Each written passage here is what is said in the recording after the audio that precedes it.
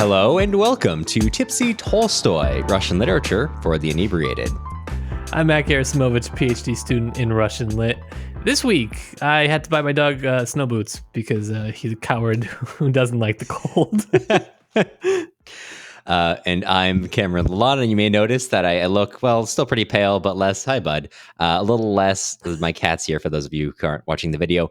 We've got new lights. I've got more fuller illumination, and also for those watching video, a new haircut. Now you can track the progress of my haircuts every 2 months, which I bring that up mostly because I don't know if it was the vibe I gave off or if this guy who I've only been to once 5 months ago remembered me, but I came in, he said haircut. I said yes. He sat me down and without any questions began cutting my hair. So yeah, that's the best kind. I don't know if he assumed I was from like the nearby naval base and just like, all right, this guy wants a military cut, which is roughly what I normally get, or he remembers me. I don't know which option is worse for me. Well, this is a podcast where me and my good pal Cameron get to unwind from our week with some Russian literature and a drink or two.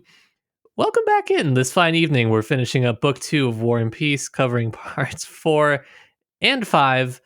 The You Do Not Mess with Natasha part, I will tentatively call it. And after investing all this time reading War and Peace, you probably want to make sure you're getting the most out of the reading. That's why you should head on over to patreon.com/tipsytolstoy, where we post a reading guide for each episode. And that includes quick commentaries on major quotes and themes. Plus, once a month, during this series, we're going to be hosting a Patreon-only reading group. We've already had one. It was a great conversation. And we'll be using that to discuss everything we didn't get to talk about in the podcast and other things you may have thought about as you're going through this reading on your own. It was good. I just finished up making the reading guide for this episode, so I'm just saying you're gonna want it. And if you don't have it, that sucks. Yeah, you're not part of the podcast in group actually, and that should peer pressure you into A vaunted group. Yes. Not many people can be part of this group. Anyways, well, if you're not interested, part of the group, but not everyone is. Right. Which is what makes it exclusive. Right. Well, that's what they tell me. If you're not interested in Patreon, but you still want to help us out, you can leave us a nice review on Apple Podcast or sign up for our email list on our website, tipsytolstoy.com. Maybe one day I'll actually send an email out to that email list. I used to. And you could be one of the first ones to find out if you sign up. You could be one of the first ones to find out. And before we get into the reading today, Matt, I've got to ask you, I see you sipping on something over there. What have you brought to the table today?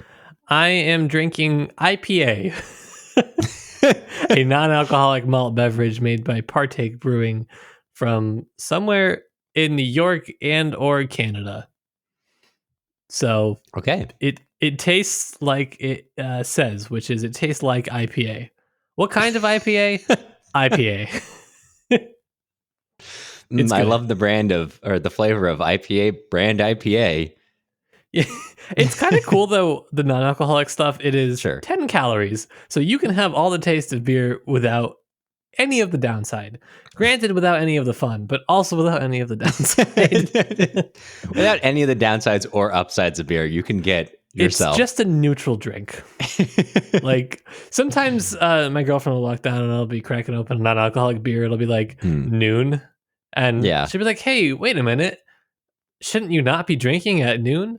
And to that, I'd say, well, one, it had never stopped me before, but two, this is now non-alcoholic, so it's okay. There we go. That's how you justify it. That's how you beat the system, baby.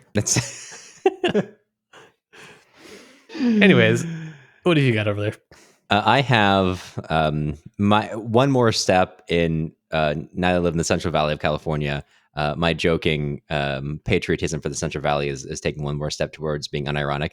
From Tioga Sequoia Brewing, which is a Central Valley independent brewer, I have the Half Dome California wheat. It is part of their series, which are all named after various mountains and or climbs in the Central Valley of California. And it's brewed with, not only is it a wheat beer, it is brewed with Fresno peaches, or, well, Central Valley peaches. It's brewed in Fresno. That sounds delicious. It's sweet. Not overly so. Very pleasant. If it was a real hot day, it's not. We're in the dead of winter. But if it was a hot day, this would be really refreshing. It is, but, could be more. I thought that was a Twisted Tea can for a second. And I'm not going to lie, that is a severe guilty pleasure of mine. So I wouldn't even judge you. Yeah, I've come here with my favorite independent brewer, Twisted Tea. I knew it wasn't a Twisted Tea when you got to an independent brewer, but before that, how was that? I think I should. I think that would be a bold move. It's something we would do. But well, I mean, you got it from a local store. It's like that's true. It's a local beer because I bought it locally. Local beer brewed by a good group of brothers. Well, let's talk about this part of War and Peace, which we are going to informally call the "Don't Mess with Natasha" part. Although, it is also largely about messing with Natasha in a certain sense. Yeah, but the moral of the story is you shouldn't mess with Natasha, but feel free to have your way with Pierre's wife, but only if you're related to her. Yeah. You think that's a joke from like the ongoing Alabama, not the ongoing Sweet Home Alabama meter. However, that is almost not quite a quote from Pierre, but very close from Pierre. I love Pierre, actually. I think that you get such a you get such a great character arc from him in this. He's such a character. That's all I have to say about him. Well, let's get into it so we can talk about him, unless there's something you want to address before we head into this part.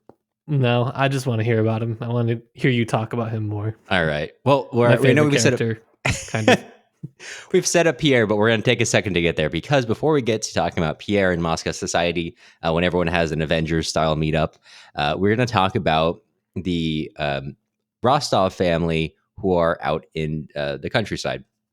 So I think we touched upon this last time. Nikolai, back at the Pavlogradsky Regiment, gets a letter from his mother, and she entreats him to come home and says, hey, our finances are going downhill pretty fast. Your dad's going to do nothing to fix it. We need you here in order to put things right for us. And he comes home, and it's been a long time since he's been home. I think probably the better part of a year at this point.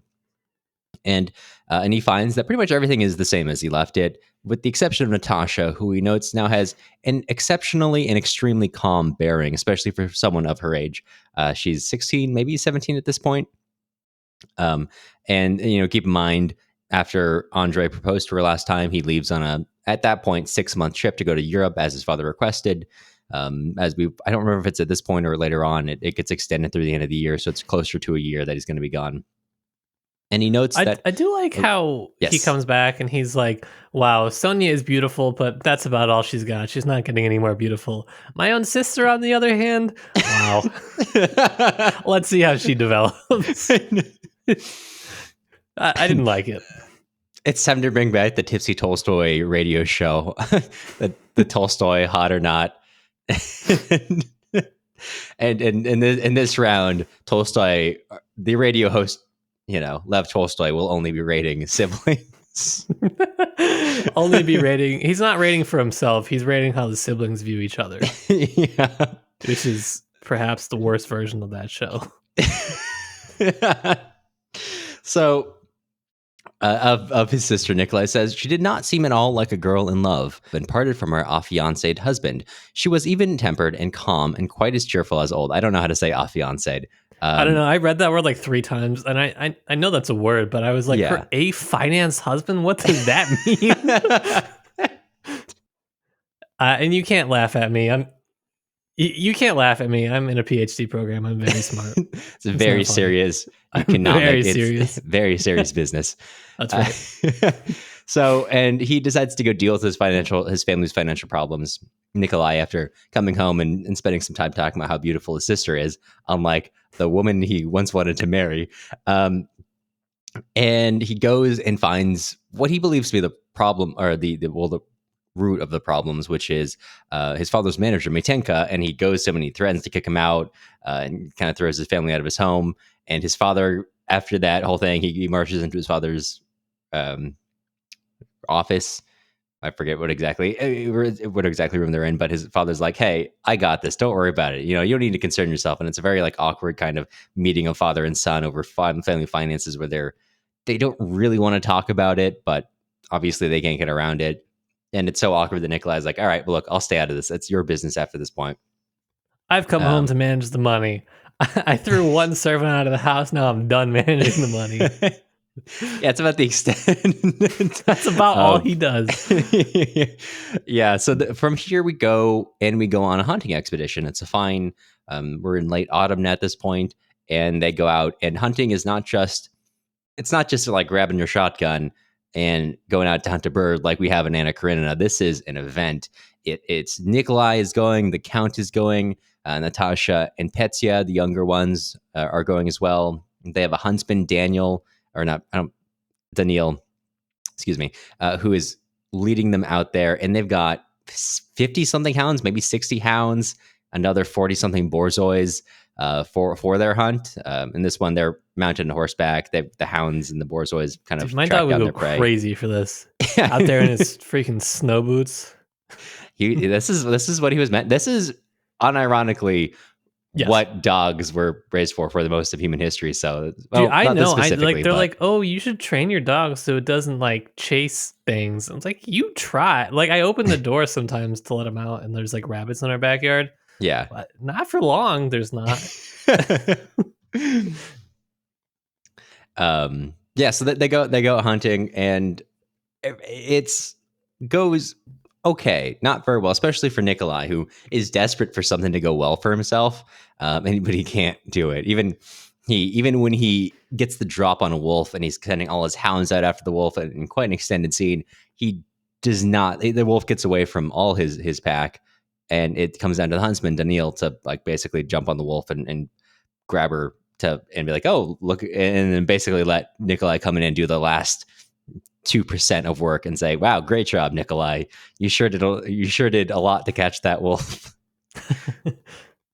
And as they're hunting, one of their hunts gets taken by another huntsman who is employed by a nearby neighbor of theirs, Ilagin. And everything that Nikolai's heard about Ilagin is this guy is, our enemy, our neighborly enemy, essentially. So he's ready to hate him. But as they chat, they end up really liking each other.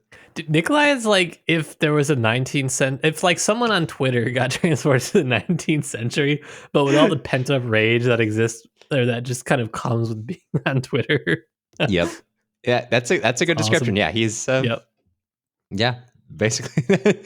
And I've never met him, but I hate him. We're mortal enemies. I've heard that I should. So he's my mortal enemy. So they undertake a competition, but neither of them actually managed to make it. They're both scooped in hunting a hare with their dogs by a man who Nikolai calls uncle. He's a distant relative of theirs, but more so a neighbor. And they end up going out. Does your edition have the word uncle in quotation marks? It does, yeah. Yeah, I don't know. I'm not sure why. I should check the original, but I always kind of like the sort of... I just found it funny, is all. Yeah. The quotation marks, the quotation marks kind of make it seem like seductive, like sexy, like, oh, this uncle, who could he be? It's kind of this mystery, even though they do know who he is. I didn't get that, but I mean, no, it's not supposed to be read like that, but I don't know. Yeah. I just kind of thought it was funny. That's fair. I mean, sometimes that is how you approach things. Sometimes, yeah. Kind of like a big, like Tolstoyan masked singer sort of deal. Oh, yes. I've never seen the show. So our friend, the masked singer, the uncle, the mysterious, possibly sexy man, invites Nikolai. Is he hot? I don't know. I'd have to double check. I didn't really think the scene was that important, but maybe it was. I don't remember, but Natasha, they go over to his house. They enjoy some refreshments, and Natasha dances to first the coachman playing a balalaika, and then the uncle playing a guitar. And everyone, the more important thing is that she is lifting everyone's mood, which is something you'll kind of see. You've seen in the last part we're covering, and it will continue to see for part of this piece of the book, where she's just in light. Bringing light to everyone in the room. And as she's on their way home, it seems like life can't get any better for her.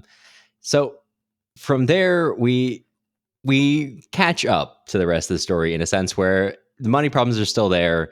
And the Countess decides to step in, and she says, there's only one hope for our family. Nikolai has to marry rich. Okay, Nikolai. She sits him down and says, there's this woman out in Moscow, Julie Karagina, and Julie is the acquaintance of Maria Bolkonskaya, and you need to marry her.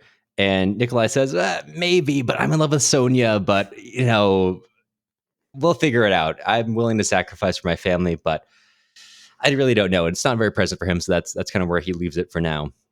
If by sacrifice for my family, I mean my family sacrifices for me, then yes, I am willing to do that. Yeah, he kind of talks himself in a circle around it. Yep. And as it said in the text, things are not happy in the Rostov home. The Count and the Countess are worried about money. Nikolai does not really want to go along with his mom. Natasha is now, months into not seeing and Andre, and she's just kind of dealing with that by ordering servants around with a lot of pointless tasks, like sending them out to get ducks. And later on, in the middle of a conversation, the servants will show up saying, "Oh, we got the not the duck, the rooster you wanted." And she says, "I don't need it. Send it away." So a lot of small pieces like that. And that leads into conversations. Natasha and Nikolai get pretty close as they're chatting. They philosophize, and it leads up to a party, a holiday party where they all dress up in fun holiday costumes, like a Turk and a Circassian. Sorry. It sounds like a really bad, like, Party City Halloween costume when you say it like that. That's what it is. Which it is what it is. Yeah. Yeah. And so I should note, Sonia, I think Sonia is dressed as, in big quotations here, a Turk. Yeah. And so they have a holiday party. They go over to their neighbors to celebrate more. And as they're at this holiday party, as Sonia is dressed as, in quotations, a Turk, Nikolai kind of falls in love again, and they both go out to the forest to go make out. I had a professor once who would unironically, and I, if she's listening to this, I say that's out of a place of love because I always got such a kick out of it. She would refer unironically to different scenes of Russian literature as being kinky, but not in a sexual way. She would just Sure. mean it as in, like, something is interesting about this scene. Well, this scene is kinky in a kinky kind of way, in the fact that, right, a lot of them are cross-dressing, and just interesting point on how the narration is really specific on describing Sonia's mustache as Every being time. one of the things that every time that Nikolai is fixating on. It's just an interesting point. I was gonna. I'm not saying it's indicative of anything per se, but it's interesting. It is interesting that every time he talks about how beautiful is, he can't help but noting her mustache, and he's like, "Oh God, she's so hot! Look at her mustache." And so that leads into him telling his mother, "I'm not going to marry Julie, Mom. I'm in love with my cousin." And which is not how he phrases it, obviously, but that leads into family conflict. The Count first of all, the Countess says no. The Count says no, but he says it a lot softer because he knows that he's the reason why they're in their financial straits, so he feels bad because he kind of caused this. And Nikolai and his mom almost have a catastrophic argument. He has to leave for his regiment again. And after that, Sonia, who lives in their house, mind you, the Countess is just awful to her all the time after this point. So again, things in the Rostov hushold, not happy. And even Natasha is not happy, even with her beloved, big quotes there, husband to be. When she receives letters from him, it's noted these letters, for the most part, irritated her. It hurt her to think that while she lived only in the thought of him, he was living a real life, seeing new places and new people that interested him. The more interesting his letters were, the more vexed she felt. Her letters to him, far from giving her any comfort, seemed to her a wearisome and artificial obligation. Dude, Natasha loses it in this part. Yeah, I was kind of thinking about that, actually, really empathizing with her in this part about how much it would have sucked to just see the same people every day. because they go to like some balls and parties and whatnot, but not that frequently, and only because they've kind of gotten old enough. But like for the most part, every day is just sitting around with your family. And in a state of life where even getting like mildly attracted to someone is like, I think I'm in love because this like hot guy hit on me and now I have to marry him. Well, which is when you're 17 at any age. I mean, yeah, exactly. Like she sees someone who gives her any attention and she's like, well, I guess I got to marry him. But like, I don't really blame her. I mean, like, no, yeah, but that's well, and we'll get into that more.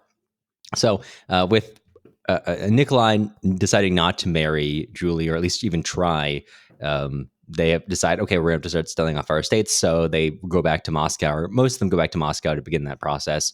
The Countess, from all the stress, falls ill, and she remains in the countryside. Now, this brings us into part 5, which will close out this part. And this is, I think, right after the New Year. So now we're entering 1811. And so after...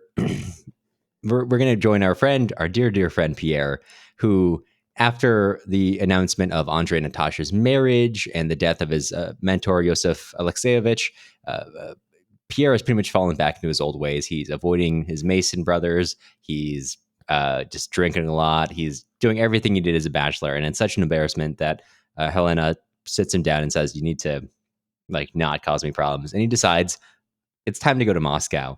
And he finds that Moscow life is really agreeable to him. And he is he's always present. He's always around, and he's sort of happy to be there.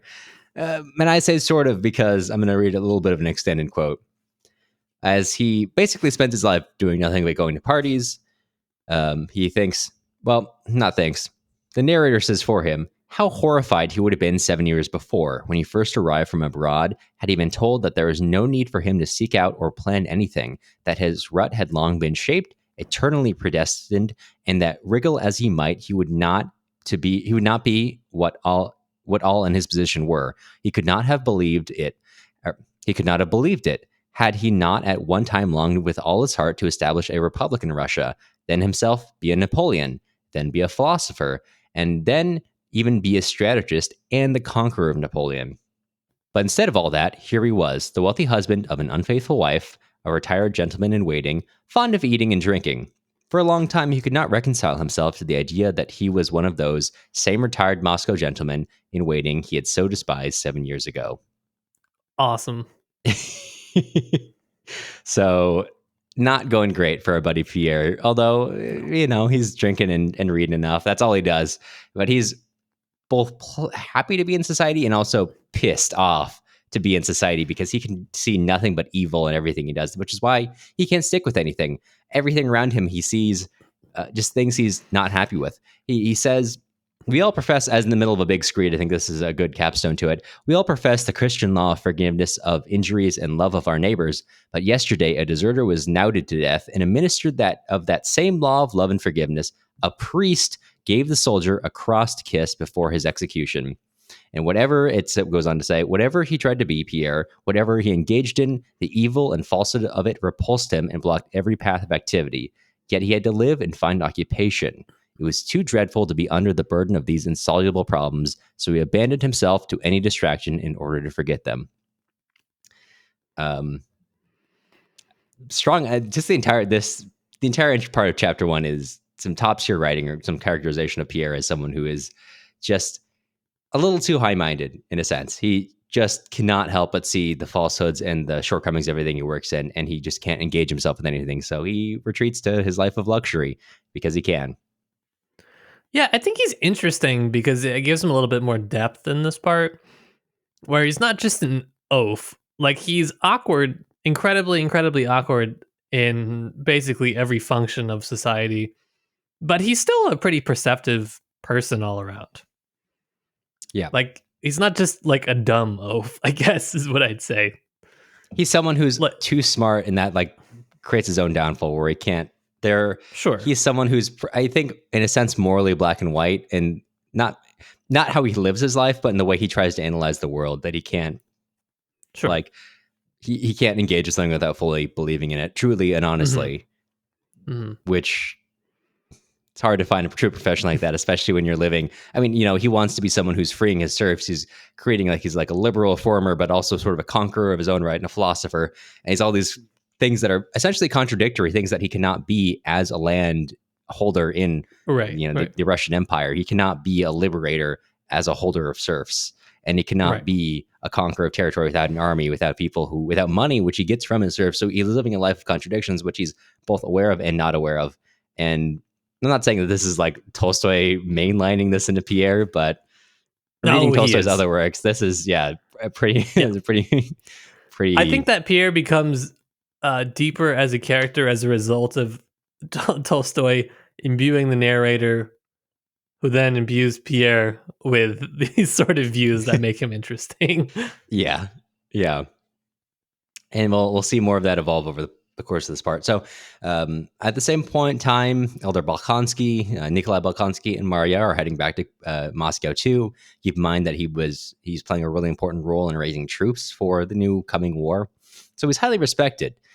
And everyone thinks really well of the Elder Balkansky. However, it's noted the visitors did not reflect that besides the couple of hours during which they saw their host, there were also 22 hours in the day during which the private and intimate life of the house continued. And all that's to say is things are really bad in the Balkansky household. The Elder Balkansky is more abusive than ever to Maria. He's more apparently decidedly certain that he's going to marry Mademoiselle Bourienne. Mademoiselle Bourienne no longer really associates with Maria. Maria's friend, Julie Karagina, she has come into a fortune. And so even though she lives in Moscow and Maria should have a very close by friend, Julie is now totally just ensconced and paying attention to her new parties, suitors, all this life she has to keep up. And she's no longer interested in Maria now that she has other options. And so not great. But the Elder Balkansky is torpedoing any suitors who come by to see Maria. And even it's to an extent that Maria's thoughts to her father turn pretty dark, and she chastises herself for it, but it continues. So following that, we have a meeting of the count, because to go to like an evening with the count is a big deal. That shows that you are kind of a mover and a shaker. And of course, our friends Pierre and Boris, who's really worked his way up the ladder, are present, and they go over Napoleon's victories and the coming war and how they're dealing with it. And the prince is very cold to Maria the entire night. But towards the end, the thing that we should point out is that Pierre kind of pulls Maria inside and says, "Hey, Boris is here and he's thinking about marrying you potentially." And she says, "What do you mean?" He says, like, "Well, he's deciding between you or Julie. And well, Julie's really rich. That's kind of putting it in her favor, but he is interested in you. And he didn't talk to you at all, but really is the fashion to attract Moscow girls these days. You have to be melancholic. That's really important." I love that. So, and after that, it's not a plot summary worthy chapter, but just like when he's trying to talk to Julie and he's just putting on this air of 19th century emo. It's just awesome. Yeah, exactly. Yeah. So Boris, like, he does try to, we go into him being, exactly, like writing, like they're sitting there writing poetry about death into her albums. And, Boris is really more attracted to Mario overall, but Julie's rich, and also it sounds like Anatoly might try to marry Julie. So he's like, "Well, I gotta lock this in." But he's so non-interested in it that he can't even say, "I love you, let's get married." He just says, "You know what I'm interested in," essentially. he doesn't even. It's partially the competition, but it's the idea that if he wasn't going to marry her, then he just wasted this entire month, and that's not good. I can't have that. Instead, you should just get married. Just get married. Yep. Mm-hmm. So following that, we now come back to the Rostovs coming to Moscow around this time, and they begin to stay with an acquaintance of theirs, Maria Dmitrievna, because their own house in Moscow is unheated, so not entirely fit for living at this time. And she wanted to see them for a long time, so they may as well. And she's a really organized woman. So she also sets herself about setting their own affairs in order. So really like Natasha and the Balkanskys, she kind of decides, I'm going to step in. I'm going to make this work for you. I know the elder Balkansky does not like you. Maria doesn't have much of a connection to you, but we're going to make it happen. You have to go see Maria tomorrow. And Natasha says, okay, I'll do it. And she goes to see Maria, and it's a disaster. The Count refuses to even come see her. Madame Bourrienne doesn't leave the room the entire time. And so they can't even really have a sense to talk. And they just spend like an entire afternoon, Maria and Natasha do, just getting angry at each other and feeling more hatred towards each other, which is not great. And that's how they leave that. Which then takes us to the next day. Like Natasha's so put out that she doesn't feel right about anything. She doesn't even want to go to this play, but she does. And the gang's all here. Helena arrives, and she's wearing apparently a fairly low cut dress, which is referred to consistently and constantly as almost nude.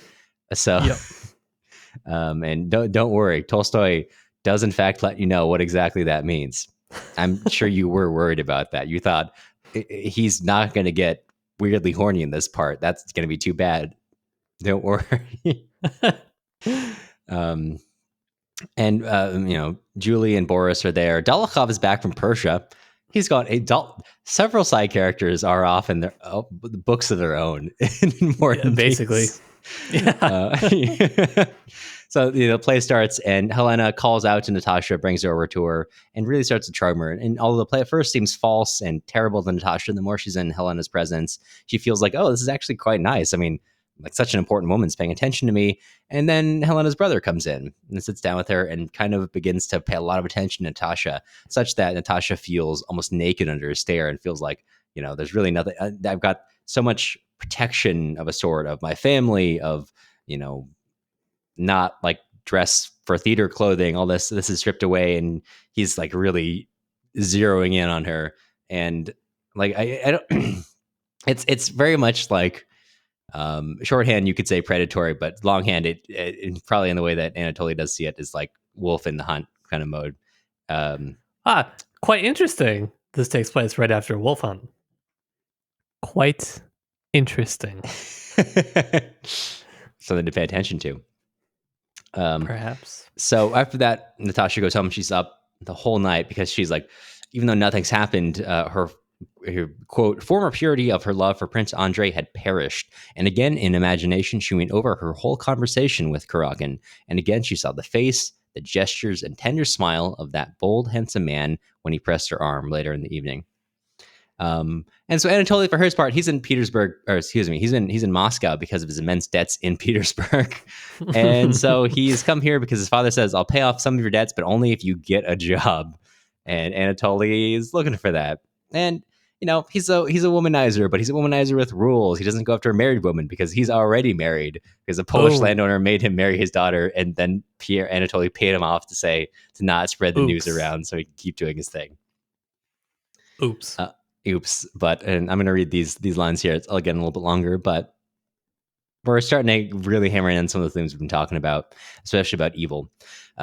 Anatoly was incapable of considering how his actions might affect others or what the consequences of this or that action might be. Well, he was not a gambler. At any rate, he did not care about winning. He was not vain. He did not mind what people thought of him. Still less could he be accused of ambition. More than once had he vexed his father by spoiling his own career, and he laughed at distinctions of all kinds. He was not mean and did not refuse anyone who asked things of him. All he cared about was gaiety and women, and as according to his ideas, there was nothing dishonorable in these tastes, and he was incapable of considering that what gratification he got, what gratification this entailed for others. He honestly considered himself irreproachable, sincerely despised rogues and bad people, and had a tranquil conscience and carried his head high. I think Tolstoy would have lost his mind if he was alive when that when you learned that your actions have consequences video came out. That's like, if you watch that enough times, I think that you probably get like the same sort of ethical and moral value as reading War and Peace. That is a shorthand for this entire book, essentially. When will you learn? So, check the show notes for that video. And if you haven't seen the video, it's too late. Sorry. It's over for you. Just like Andre, life is over. If you haven't seen that one video, you have no ethics or morals. Sorry, Tolstoy said. So Andre pretty much tells Helena that he wants, like, he would like to sleep with Natasha. That's what he's into. And Helena says, all right, sounds fun. And the next day, Natasha goes out to get like a dress, or soon after that, she goes out to get a dress fitted, and Helena just shows up and says like, hey, we had such a good time at the play. Natasha is feeling like, wow, this important woman's paying attention to me. And Helena kind of starts getting her to come to a dinner party that she's throwing. And it said Helena, for her part, was sincerely delighted with Natasha and wished to give her a good time. Anatoly had asked her to bring him and Natasha together, and she was calling on the Rostovs for that purpose. The idea of throwing her brother and Natasha together amused her. So maybe we can talk a little bit more about the way that the Kuragins view people and how they interact with them. But they I bring feel her like over. it's self-explanatory. I don't know. Yeah, pretty bad. You shouldn't treat people like that. If you didn't get that, then yeah, I don't know. As the philosopher Marilyn Manson in his song "The Beautiful People" once proposed. So they invite her to a party, and the Count does not like this, and he accompanies them to the party. And pretty much the entire time, he does not let them out of his sight, except for one brief moment where Anatoly gets in, and he like tells her like, "Hey, Natasha, well, whatever you want, basically." And he kisses her, and Natasha goes home, and she's like, "Oh my God, I'm in love with Anatoly. I don't know what to do anymore." And, things are still not going on with the Count. Maria Dmitrievna is still the next day trying to convince him. And Maria sends, because Andre is going to come home soon. So Maria sends Natasha a letter saying like, hey, we're going to be family soon. Let's not fight. And Natasha's like, oh, what do I do? What do I say back to her? And her dilemma is solved by getting a love letter from Anatoly. And it said, with trembling hands, Natasha held that passionate love letter, which Dolokhov had composed for Anatoly, and as she read it, she found an echo of all that she herself imagined she was feeling. And so she writes back to Maria and says, hey, no worries. It's fine. I'm not going to marry your brother, so please forgive me. And then she also sends an air horn for Maria to blast while she read it. Yeah. And this doesn't go down well. Sonia, that is his own thing. She writes back to Anatoly, and he's like, perfect. Sonia, what we're going to do is I'm going to kidnap you, and we're going to go get married in a church 40 miles from here. And we get into an entire elopement. I'm going to use elopement pretty in big quotes here, because I'm not really certain you can call it elopement when like a 30-something-year-old man is like that to a teenager. I think we've got different words for it, but that's what the text says. I was kind of like interested in this part because there is some ambiguity as to whose plan that actually is. And so I was ready to walk back. Essentially, but... Well, kind of. But Dolokhov's also trying to talk him out of it at some point. Dolokhov's like, yeah, this would be pretty funny. I did arrange all of it, but actually thinking about it, this actually might be, I don't know, a bad idea? He's like, I did do all of this. And I am talking, like, they go through like the psychology of how to make sure you're like bride to be doesn't have second thoughts. He's like, remember, don't leave her out in the cold, because it's gonna, that might leave second thoughts. Get her into the warmth so she feels happy to be inside that carriage. He a little too much experience on how to kidnap women on Dolokhov's part and influence their psychology. That is true. I was like ready to walk back my Kuragin line. I was like, man, I don't know, maybe he's just like the puppet with the Dolokhov puppet master, but no, I think they're the worst kind of eneblers for each other, really. Yeah, because it's motivated by Tolstoy that they're not even really friends. They just mutually see the benefit the other person has for them, and they're just in turn taking advantage of each other. Like Dolokhov could be a member of that family. Like, yeah, like I don't know. I mean, that's they both see each other just as a way to get ahead, and it works out for them, sort of. Yeah, the worst kind of boys' club ever. Yeah. So they set out, but then they try to undertake this plan. They're blocked by Maria Dmitrievna's staff, who Sonia breaks down and tells Maria Dmitrievna everything, and she kind of expects something like this. So she like pulls Natasha aside that night after sending the two away. Well, they get away. She tries to trap them, and tells her that she's the worst kind of person, and how could she do this? And then locks her in a room, essentially. After that, Maria Dmitrievna calls on Pierre, and so we get to all these fun parts where Pierre is sitting out on these errands to convince Anatoly to leave the city. So if the Count or Prince Andrei is going to be back soon, which find out, they don't challenge him to a duel, and that leads to more awkwardness for everyone. and she's basically trying to fix everything, and she's very angry at Natasha. The Count knows something's wrong, but he doesn't want to have to ask, because then he's gonna have to deal with it. So God forbid. So he just the worst kind of character. Goes on. It's just, at first I was like, he's like a fun dad, like, look at this fun house. And then as it goes on, he's so bad at everything. He knows that something's wrong, like very, very wrong, but he's trying to sell the estate, and that's going to cause a problem for him. So then he does not ask anything about it, and everyone else is happy not to talk to him about it. So that leads Pierre off into his quest of, getting Anatoly to leave the city, and coming back and talking to Natasha and telling her, hey, also, Anatoly couldn't have married you. He's already married. And that leads to Natasha trying to kill herself with arsenic, at which point, Pierre is brought back, and he tries to talk to her, and he's like, look, let me see what I can do for you, whatever you need. And as he's kind of going through this conversation, she's like saying, hey, tell Andre. Also Andre is back at this point. He returns, but he's just like, he's like, well, I kind of expected it, just repressing his emotions, which is totally unexpected from the son of the elder Balkonsky. And Pierre, as he's telling Natasha, yes, I will take your apologies to Andre, he begins to sort of fall in love with, a teenager. And that is kind of where we leave off, where he leaves, and he's like in such a good mood that he decides, I'm not even going to go to anyone's house or go to a club tonight. That's all so worldly. I'm above that. And he looks at a comet and goes home. Okay, so this was for a part which is about the peace part of War and Peace, a surprisingly action-packed part. Is there anywhere you want to begin in particular? Wolf hunt. Wolf hunt. Let's talk about wolves and hunting. Talk about some wolves, baby. This part's pretty messed up, actually. Yeah. I mean, I think like actually the war parts are much more humane than a lot of the peace parts. It's just like a very hyper masculine event, right?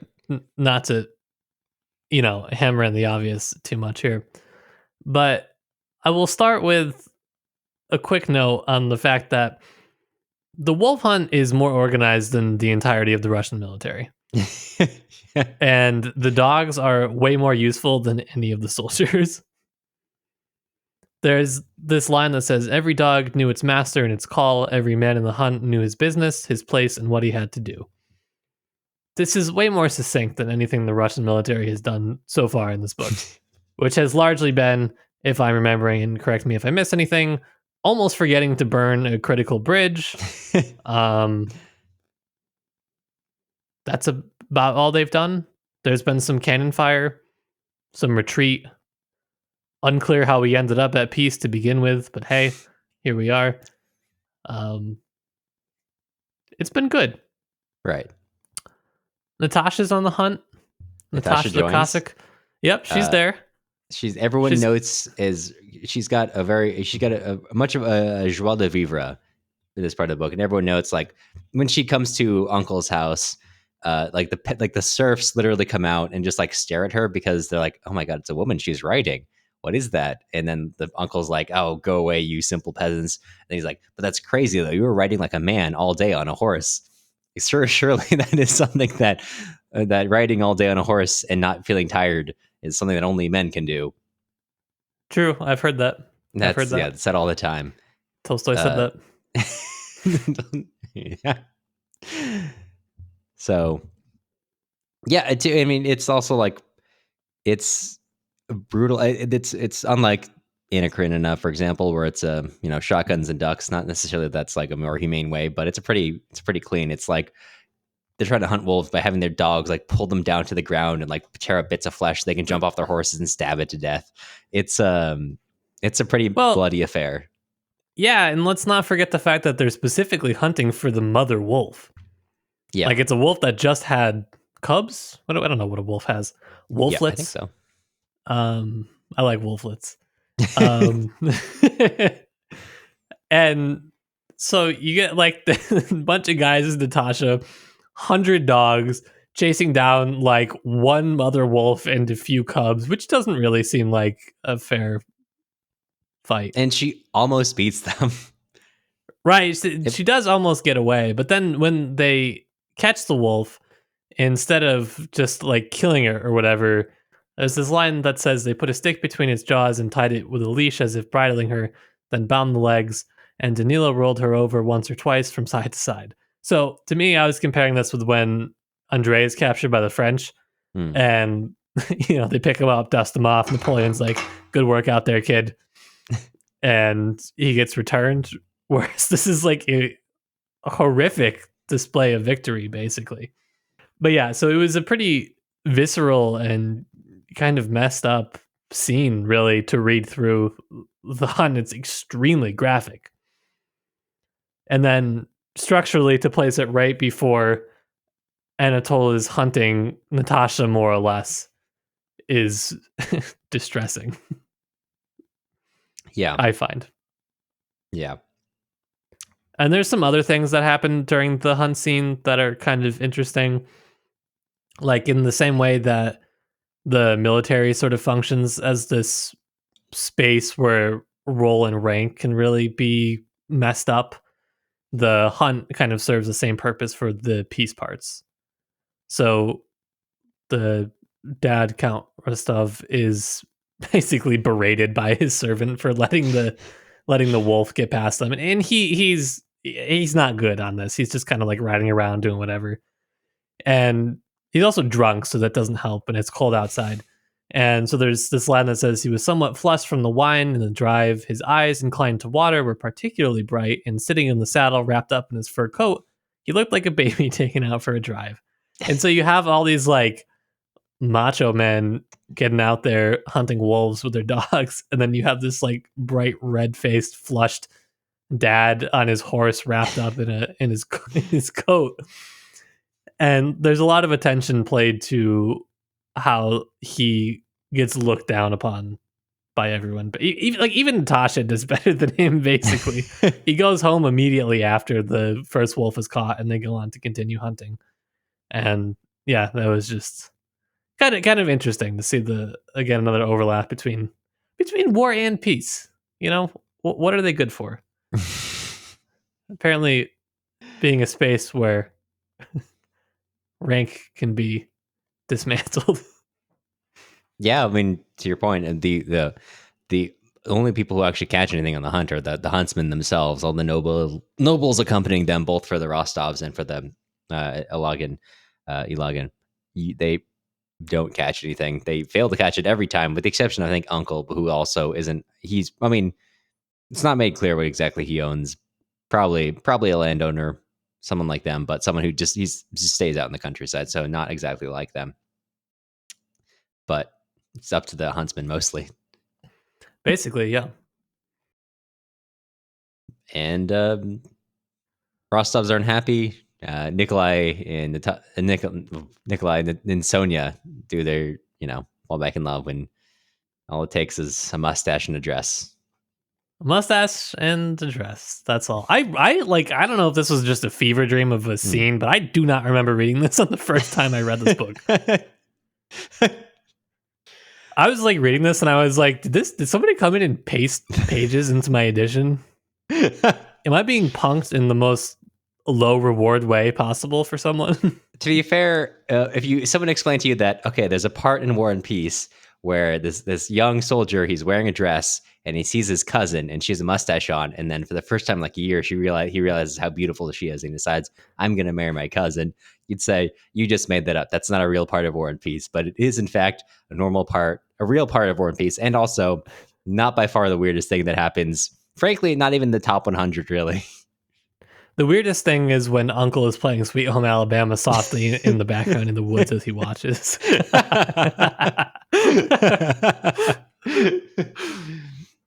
Yeah.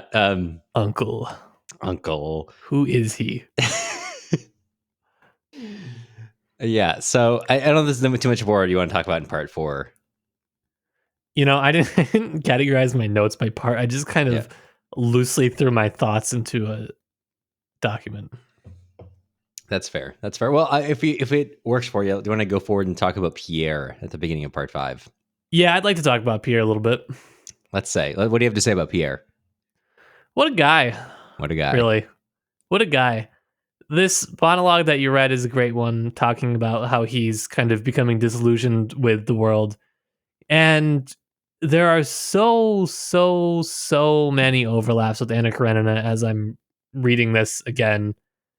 And this is a complete tangent, but I sometimes sound insane to people when I kind of say that these books are meant to be read multiple times. And you say, why would I read War and Peace multiple times? Why would I read Anna Karenina multiple times? When you read these books, the more that you read them, and especially the closer that you read them together, you just get more out of them. You kind of see how the author develops. And so knowing that War and Peace came first, you can see how a lot of these issues kind of prefigure Anna's story arc. And so this dissension of Pierre, right, which I said was going to happen because he found this moral high of the Masons, now he's going to come tumbling down. It looks a lot like Anna at the end of Anna Karenina when she's on this carriage ride and she's just seeing evil like everywhere.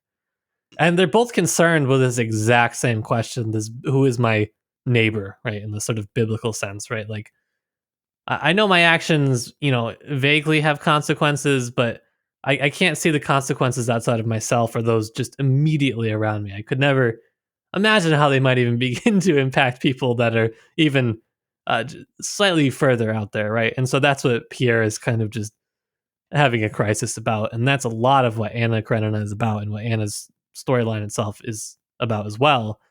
And so, yeah, this quote that you pointed to about the priest giving the soldier a cross to kiss before he's executed is great. There's another great one about the Masons taking a blood oath that they're going to sacrifice everything for their neighbor, and then they don't give anything to the collection of money for the poor. So there's a lot of these causes. It's not just religion or masonry or whatever else he finds. It's just like it's a general illness of society that kind of permeates, I don't know, like anything organized, basically, all hierarchy, which is really kind of, that is, I feel like it would be kind of a dangerous thing to say, right? At this time. Yeah, I mean, to the extent that even just anything anyone engages in, he engages in a sort of nihilism, where it says later on that to Pierre, all men seemed like soldiers who are just trying to keep their heads down trenches, trying to occupy themselves with non-war things, seeking refuge from life. Some in ambition, some in cards, some in framing laws, some in women, some in toys, some in horses, some in politics, some in sports, some in wine, and some in governmental affairs. And he says to himself, nothing is trivial and nothing is important. It's all the same. Only to save oneself from it as best you can. Only not to see it. That dreadful it. Whatever that is for the individual. Death. I'm pretty sure if my notes on my edition are right, this one I did check the original, and it is the feminine it. Okay, yeah. So and that it is death. Thank you to Russian gender. Making things a little bit clearer in some circumstances. Yeah, so we've got Pierre, before Sartre, about 200 years, is engaging with a little proto form of existentialism. Yeah, it kind of haunted him the whole time because he said the one thing he could never grapple with in Freemasonry was the idea that you should love death or that you should be accepting of your own death. I can't remember exactly what it was, but it has to do with not being terrified by the idea of death, which of course he is. Right, yeah. So it's an interesting. It's only like one part too. This is one chapter really of this entire part, but it feels sort of. There's this vibe I get sometimes in novels where you see like an author, you feel like I feel like the author suddenly had a realization at this point in their novel because it kind of changes around. It's like reading a Murakami novel, like one of the longer ones, and I always get the sense around like halfway through where he realizes, oh fuck, where was I going with this? And he like suddenly gets back on track after, like, especially in the Wind Up Bird Chronicle, for example, or like, oh god, it's been 300 pages, where was I going with this? And like suddenly getting back on track. And it kind of feels like that, where suddenly there was not like that exactly, but like some point, some thoughts about society, as we said earlier, get put into the narrator, and the narrator puts those into Pierre. Yeah, I mean, I don't know how much it was, I think it's mostly intentional, because we'll see Pierre has a real kind of emergence in part 3 when it comes to these sort of moral systems that he's kind of invested in. Yeah. So let's go from that. Let's go to the. Do you want to go to the Balkanskis or do you want to go to the Kuragins?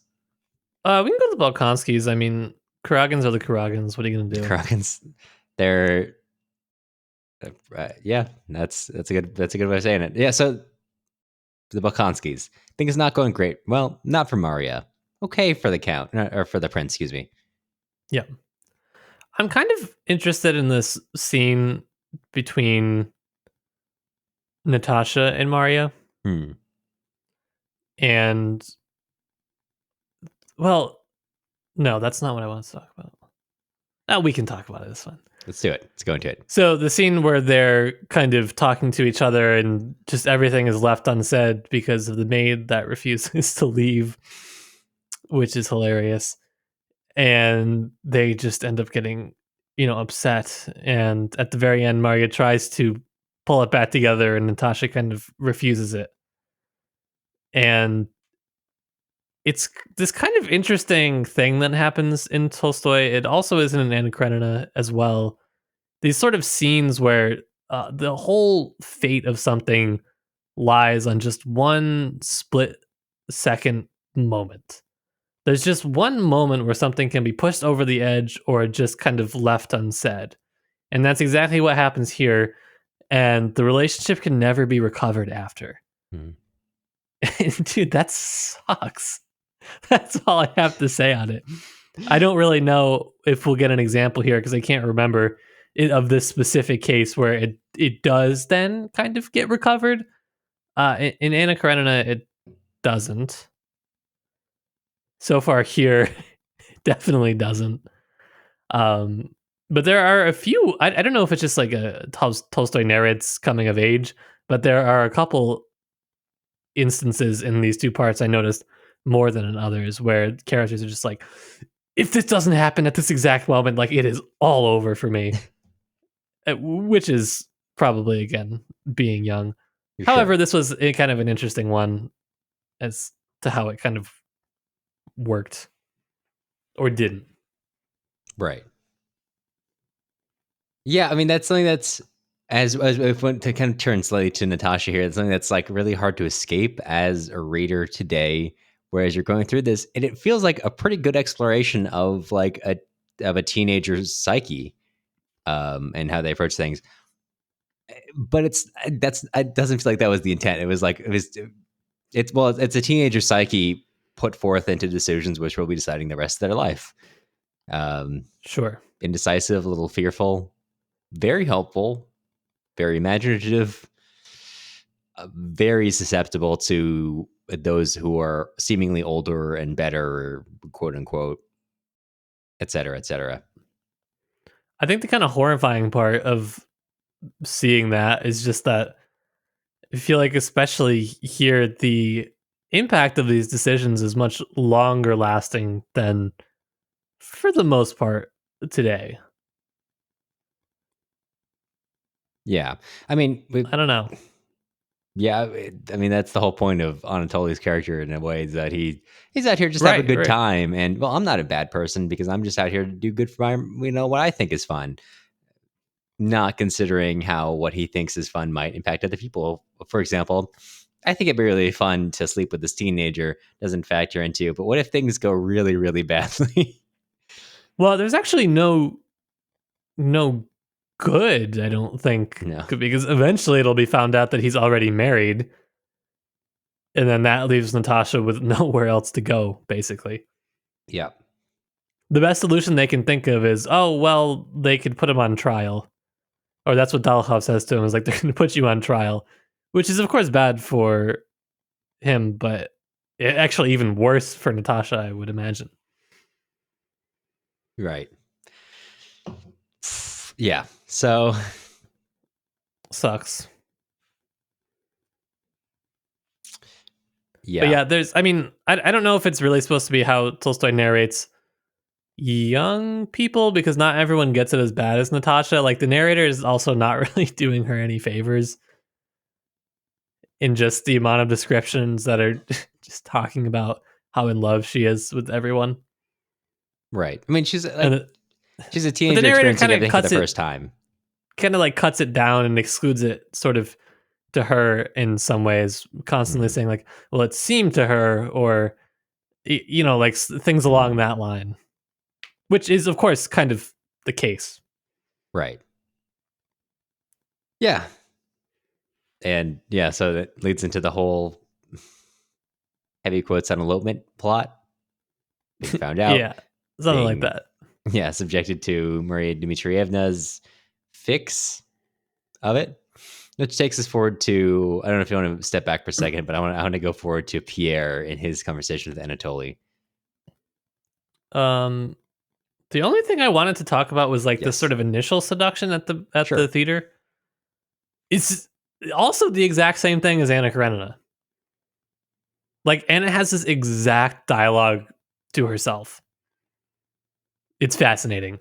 Yeah. So Natasha's just talking to herself as a well-adjusted person does, and she says, "Am I spoiled for Prince Andrei's love or not?" She asked herself and answered with reassuring mockery, "What a fool I am to ask that. What actually happened to me? Nothing. I've done nothing. I didn't lead him on in the least. Nobody will know, and I'll never see him again," she told herself. So since it's clear that nothing has happened, there is nothing to repent of, and Prince Andrei can still love me. But why still? Oh my god, why isn't he here? So in Anna Karenina, Anna has this exact same thing, this exact same sort of like logicking her way through what happened and why it wasn't a big deal, because nothing happened. But, well, if it wasn't a big deal, then why am I sitting here trying to talk myself into the idea that nothing actually happened? So clearly something did happen.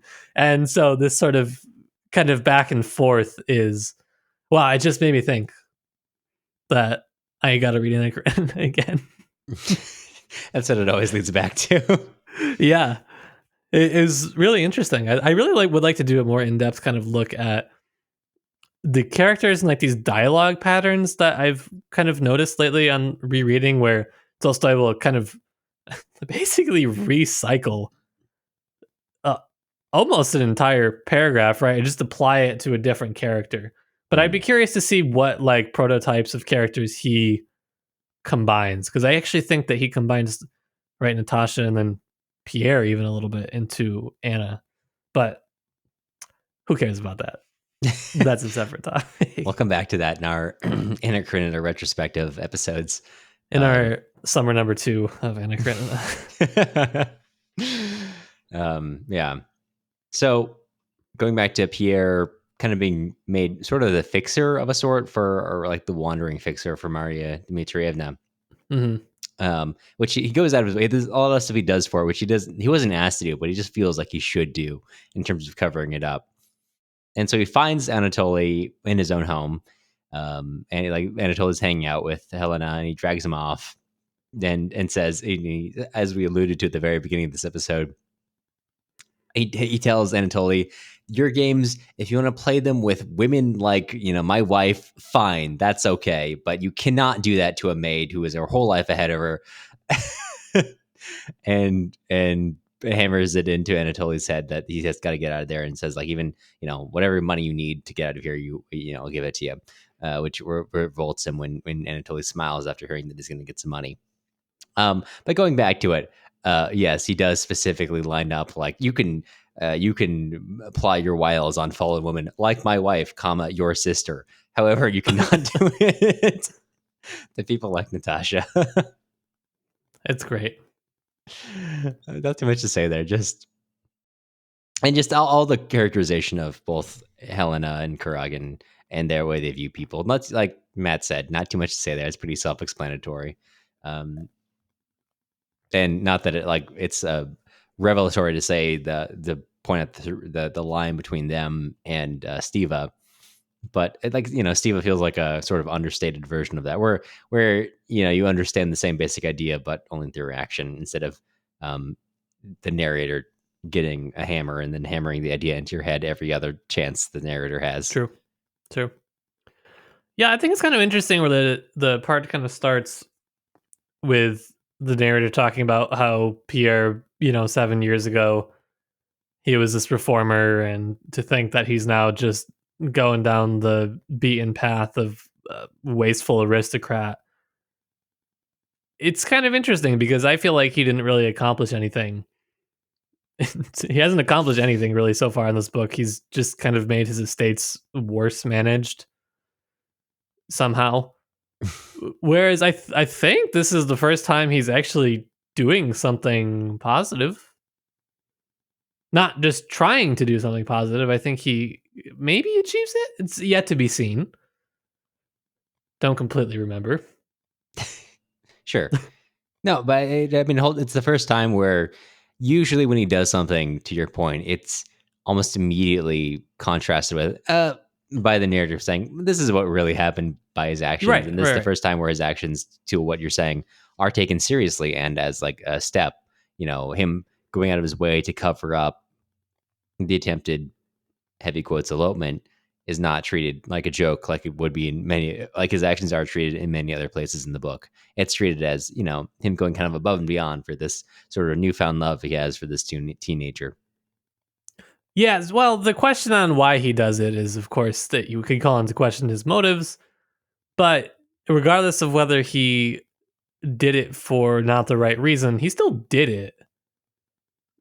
He still did something good. Whereas before he was trying to do something good, but actually did something bad. So his motives were good, but his outcome was bad. Sure. Whereas here, his motives were probably not great, but his outcome, I think, was good.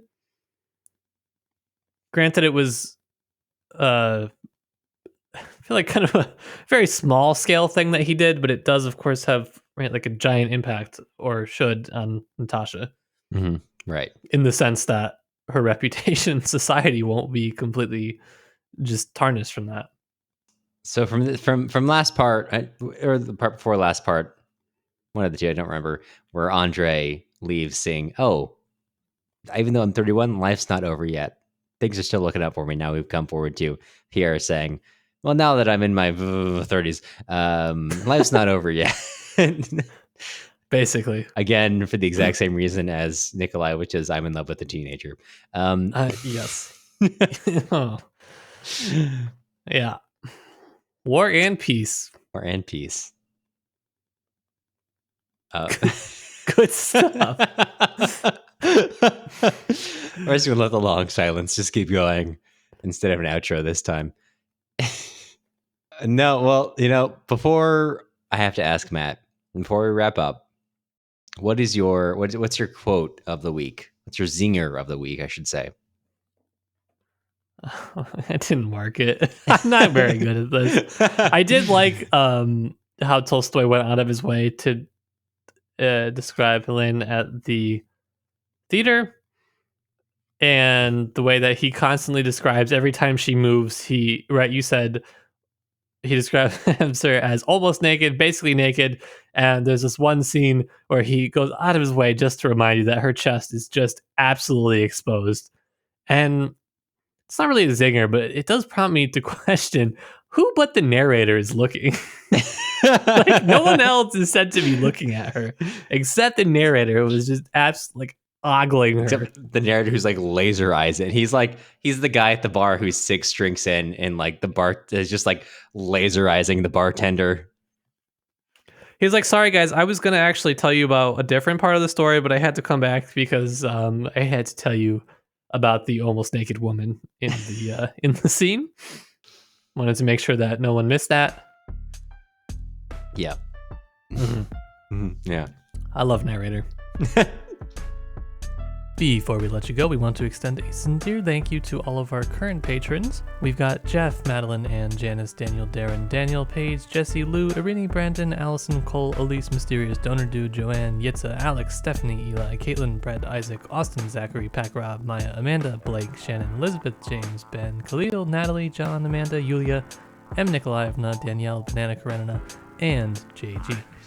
Podcasting isn't free and grad school doesn't pay very well, so if you're interested in joining with our current patrons to keep the show running, take a look at our Patreon at patreon.com/tipsytolstoy. The music used in this episode was Soviet March by Toasted Tomatoes. You can find more of their stuff on toastedtomatoes.bandcamp.com and also on YouTube under the same username. If you're looking for other places to find us, you can also follow us on Instagram at Tipsy Tolstoy Podcast or join our email list on our website, tipsytolstoy.com. You'll hear from us again soon.